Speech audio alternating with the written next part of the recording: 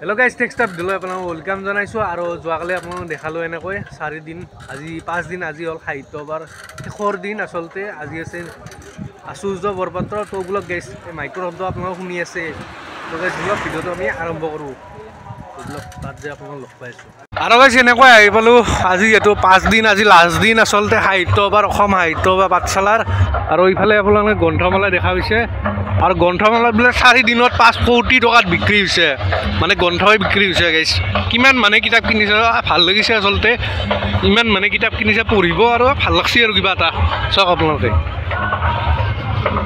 আৰু গাইস আজিও মানুহ চক মানুহ কিন্তু অজস্ৰ মানুহ আজি লাষ্ট দিন হিচাপে আজি এটো ফাংচনো আছে আশুৰ্য বৰপাত্ৰৰ আৰু ইফালে মঞ্চত কিবা কিবি চলি আছে আপোনালোক চাব পাৰে তো এতিয়া মানে আমি হিফালে চক্ৰ বিহুৰ ভিতৰত একবাৰ সোমাই চাও কেনেকুৱা চক্ৰ বিহু তো বুলকচোন তাত আপোনালোক দেখাইছো আৰু গাইস এইফালে আপোনালোকে এইটো চাব পাৰে এইটো এনেকৈ মানে সাহিত্যবাদ ঘড়ী এটা বনাইছে চক আপোনালোকে মানে ভাল লাগিছে কিবা এটা এইটো চক এইটো আপোনালোক মানে দেখুৱা নাছিল আসলতে এইটো আপোনালোক দেখাই দিলো তো চাই লওক একবাৰ আৰু এইখন গেটো আপোনালোক দেখুৱা নাছিল বাহৰ এইখন মানে গেট বনাইছে তো এইখন চাই লওক আপোনালোকে কেনেকুৱা বনাইছে চক আপোনালোকে আৰু গাইস এনেকৈ চক্ৰ বিহুৰ কাষলৈ আহি গ'লো তো চক্ৰ বিহুত আহিবলগীয়া হ'লে গেছ মানে এই 10টা জনগোষ্ঠী এনেকৈ বনাইছে ঘৰবিলাক তাৰে মাজতে আছে আৰু তালৈ আহি গৈছোঁ অ ডিউটি কেনে চলি আছে মজা মানুহ কেনে মানুহ বঢ়িয়া ও চাওক আপোনাৰ চক্ৰ বিহুত মানুহ আৰু আমিও এনেকৈ ৰখি আছোঁ তই কেনে ভাই মজা মজা বঢ়িয়া তো আজি মানে লাষ্ট দিন হিচাপে চক্ৰ বিহুত সোমাই যাওঁ মানে মানুহটো অজস্ৰ থাকে আজি কমকৈ সোমোৱা দিছে না গাইছ তো ব্লক ভিতৰলৈ তো গাইছ ফাইনেলি চক্ৰ বিহুত এণ্ট্ৰি কৰি দিলোঁ তো ভিতৰত সোমাইছোঁ ৰ'ব এনেকৈ যাই দেখ পালোঁ এতিয়া এই মানুহ চক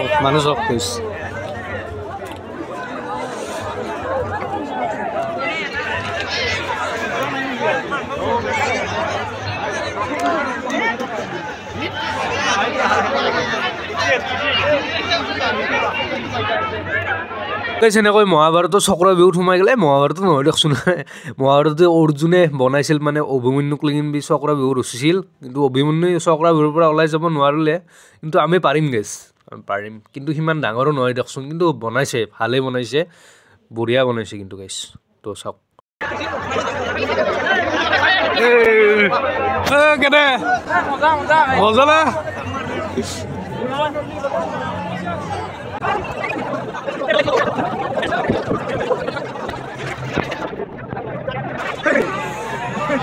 এই ওলবা পাৰিম না আজি পাৰিম না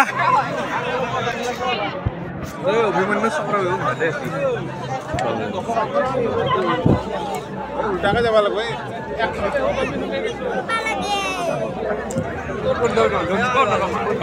দেউৰ গিলাক দিওঁ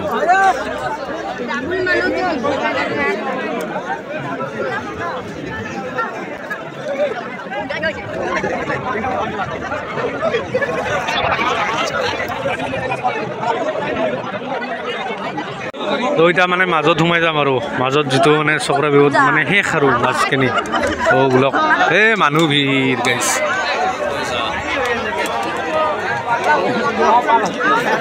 এই গেছতে মানে জাম হৈছে চা গেছ মানুহলৈ যোৱা নাই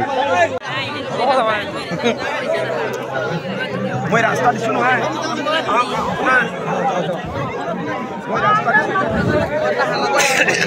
তো গাইছ ফাইনেলি তাৰমানে ভিতৰত সোমাই আহিলোঁ চব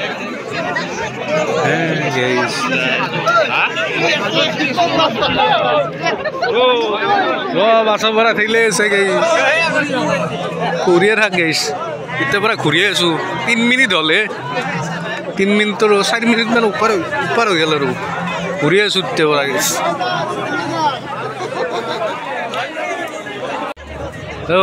মানুহবিলাক কিছুমানে কমি গ'ল আৰু এই ঘূৰি আছোঁ 4 পাকমান ঘূৰিলোঁ 4 পাকমান ঘূৰি মোটামুটি 7 মিনিটমান ঘূৰিলোঁ তাক লাগি এই মাজক লিং গৈছিলোঁ কেতিয়া মাজক লিং গ'লোঁ গমেই নাপালোঁ তাৰমানে লাহে লাহে ওলাই যাব লাগিব আৰু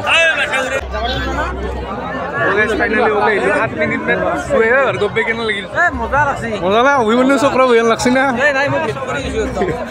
চক্ৰ বিহু ভেট কৰি কিন্তু আৰু আপোনালোকে এইখন মানে গেট দেখুৱা নাছিলোঁ আৰু এইখন গেট আপোনালোকে চাই লওক ইয়াৰ ভিতৰত বিভিন্ন ফাষ্ট ফুডৰ দোকান আছে খাদ্য আছে বিভিন্ন ধৰণৰ বিভিন্ন তো ব্লগ আপোনালোকক দেখাই আছোঁ আৰু গাইছ এইখন আপোনালোকে চাব পাৰে মাইনা তাঁতশাল, এইখন অসম সাহিত্য সভাত এনেকৈ মানে এখন মানে অট'মেটিক মানে আপোনাৰ এইটো যন্ত্ৰ মানে সেই নহয়, হাতেৰে সেই কৰা নহয় আৰু অসম সাহিত্য সভা উপলক্ষে 98,999 টকাত মাইনা তাঁতশাল ৰাইজলৈ আগবঢ়োৱা হৈছে। 5 দিনৰ কাৰণে 5,000 টকাত আপোনালোকে বুকিং কৰিব পাৰিব এই তাঁতশালখন।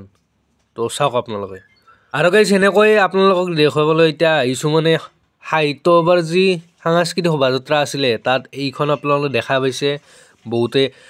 তো এইখন মানে ইয়াত মানে প্ৰদৰ্শনী মানে সাহিত্য সভাত ৰেলীত নিছিলে, তো ইয়াত মানে এনেকৈ থৈ দিছে আৰু মানুহবিলাকে ফটো উঠিছে আৰু এটা মানে নতুন সেই হৈছে আৰু 3 দিনমানলৈ সাংস্কৃতিক শোভাযাত্ৰাটো 2 তাৰিখে হৈছিলে, তো 3 তাৰিখৰ পৰা এনেকৈ মানে থৈ দিছে শ্ব' হিচাপে আৰু মানে প্ৰদৰ্শনী হিচাপে থৈ দিছে। ইফালে চাওক আপোনালোকে সাহিত্য সভাৰ চিম্বলটো আছে, কিতাপবিলাক আছে, কি ধুনীয়াকৈ বনাইছে।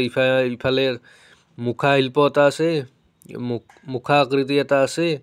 তো চাওক আপোনালোকে পৰিৱেশটো, শৰাই এখন আছে, কি ধুনীয়াকৈ বনাইছে, ৰংঘৰ আছে। তো চাওক আপোনালোকে।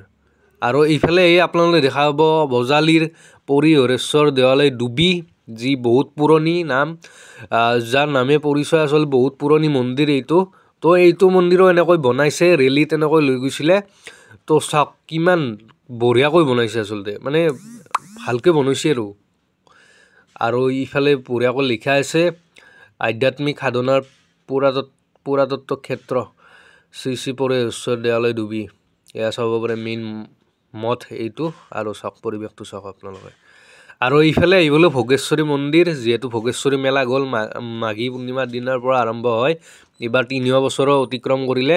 তো এইটো হ'ল ভোগেশ্বৰী মন্দিৰ, এনেকৈ বনাইছে। চাওক আপোনালোকে ইয়াত ভোগেশ্বৰী মন্দিৰ এনেকৈ লেখা আছে উলাহ। তো ইফালে নিতান্ত উলাৰ ফালে মন্দিৰটো আছে। তো চাওকচোন আপোনালোকে কি বঢ়িয়াকৈ বনাইছে আচলতে। আৰু ইয়াত মানে গামচা বন্ধা হয়, আপোনালোকে জানেই বহুতে, আৰু আচলতে জানেই দিয়ক যোনবিলাকে মানে শুনিছে নাম, গামচা বান্ধে ইয়াৰ মানে সেইটোৱে আৰু মেইন, গামচা আৰু ৰুমাল বান্ধে। ইয়াত বঢ়িয়াকৈ লিখা আছে, ইফালে এটা হাৰ গৰু আছে। আৰু গামচাবিলাক চাওক আপোনালোকে কি ধুনীয়া কি বনাইছে আচলতে, পূৰা একুৰেট বনাই দিছে। আৰু ইফালে আধ্যাত্মিক সাধনাৰ পুৰাতন ক্ষেত্ৰ শ্ৰী শ্ৰী মহাপুৰুষ শ্ৰী শ্ৰী ভোগেশ্বৰ গোসাঁই থান উলাহ। তো আপোনালোকে চাব পাৰে এনেকৈ বনাই। তো চাওক আপোনালোকে। আৰু আপোনালোকে আগৰ ফালৰ পৰা পৰিৱেশটো দেখাই দিওঁ এবাৰ। তো এইফালে আগৰ ফালৰ পৰা এইফালে মানুহবিলাক কিন্তু ফটো উঠিছে কিছু, আৰু এইফালে আগৰ ফালেও এনেকুৱা মানে গেটখন যি আছে সেইখন বনাইছে এনেকৈ। তো চাওক আপোনালোকে। আৰু এইফালে এছিয়াৰ দ্বিতীয় বৃহত্তম গছ কলিবাৰীৰ থান জালিঘাটাৰ এইডাল মানে গছ এনেকৈ বনাইছে। সিমান ডাঙৰ হোৱা নাই দেচোন, কিন্তু বনাইছে মানে সাহিত্য বা ৰেলীত এনেকৈ লৈ গৈছিলে এইবিলাক।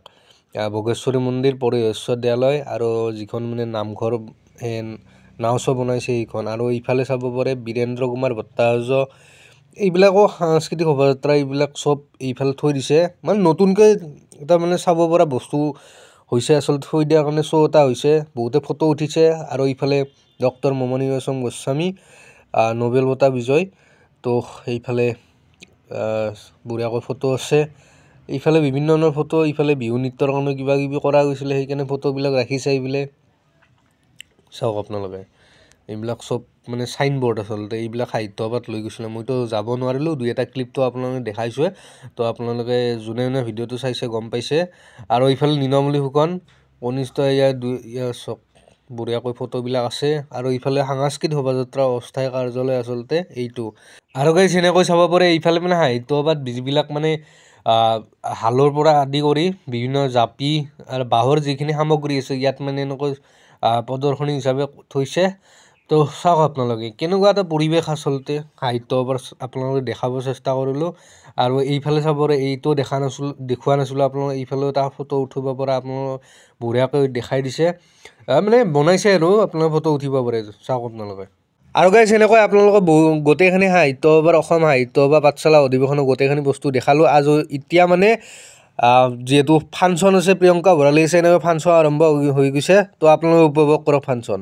মানুহ চকে মানুহ, ইফালতো ষ্টেজত মানে প্ৰগ্ৰেম কৰি আছে প্ৰিয়ংকা ভৰালী, আৰু চাৰিওফালে মানুহ চক গেছ, অজস্ৰ মানুহ। আজি লাষ্ট না গেছ, চবেই চাবলৈ আহিছে ফাংচন, আমিও চাবলৈ আহিছোঁ দিয়কচোন। তো চাৰিওফালে চাওক মানুহে মানুহ গেছ, মানুহে মানুহ।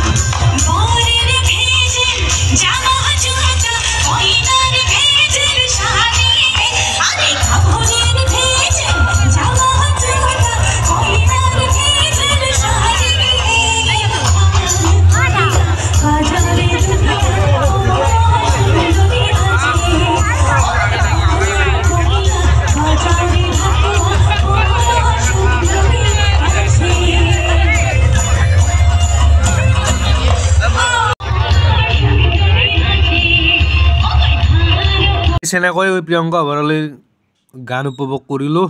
তো এতিয়া আপোনালোকক দেখালোঁ। তো এতিয়া ঘৰলৈ যাওঁ গাইছ।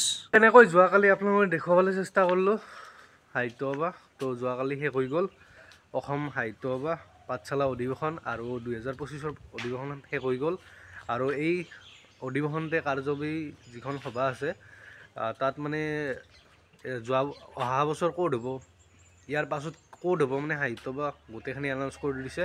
ইয়াৰ পাছত হ'ব অসমৰ গুৱাহাটীত মানে মধ্যকালীন সাহিত্য সভাখন হ'ব আৰু দুলীয়াজানত সম্পূৰ্ণ মানে সাহিত্য সভাখন হ'ব নেক্সট ইয়াৰ পাছত। পাঠশালাটো কালি শেষ হৈ গ'ল। তো আপোনালোকে দেখা পালে, আপোনালোকক গোটেইখিনি দেখালোঁ, 5টাকৈ এপিছড কৰি দেখালোঁ আপোনালোকক। তো আপোনালোকে কেনেকুৱা পালে ভিডিঅ'ত কমেণ্ট কৰিব আৰু ক'ৰ পৰা চাইছে কমেণ্ট এটা কৰি দিব। আৰু সাহিত্য সভা চাই কেনেকুৱা পালে আপোনালোকে পাঠশালা সাহিত্য সভা। পাঠশালা সাহিত্য সভাত বোলে গ্ৰন্থমেলাত গ্ৰন্থ 4 কোটি টকাৰ বিক্ৰী হৈছে। ভাবক 4 কোটি টকাৰ গ্ৰন্থই বিক্ৰী হৈছে পাঠশালা সাহিত্য সভাত 4 দিনত। আৰু আপোনালোকে 2 তাৰিখেতো গম পাইছে, 2 তাৰিখে 10 লাখ মানুহ হৈছে সাহিত্য সভাৰ গোটেই ৰেলীটোত। তো আপোনালোকে দেখাবলৈ এনেকৈ চেষ্টা কৰিলোঁ 2025 পাঠশালা অধিৱেশনৰ সাহিত্য সভাত। তো কেনেকুৱা পালে কমেণ্ট কৰিব। ভিডিঅ'টো গাইছে এইখিনি আছোঁ। যদি ভিডিঅ'টো চাই আপোনালোকে ভাল পালে লাইক কমেণ্ট কৰি দিব। আৰু প্ৰথম আৰম্ভ হৈছিল সাহিত্য সভা শিৱসাগৰত, প্ৰথম সভাপতি আছিল পদ্মনাথ গোহাঁই বৰুৱা।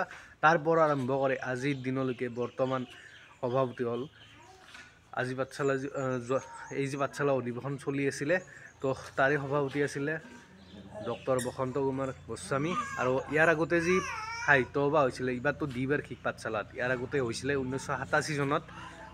তাত সভাপতি আছিল ডক্টৰ মহেন্দ্ৰ বৰা। তো সেইখিনি আছিলে, আপোনালোকক কৈ দিলোঁ। তো ভিডিঅ'টো এইখিনি আছিল। যদি ভিডিঅ'টো ভাল পালে লাইক কৰিব, কমেণ্ট কৰিব আৰু কোনোবা নতুনকৈ আছে সাবস্ক্ৰাইবটো কৰি দিব। তো আজিলৈ বাই বাই গাইছ।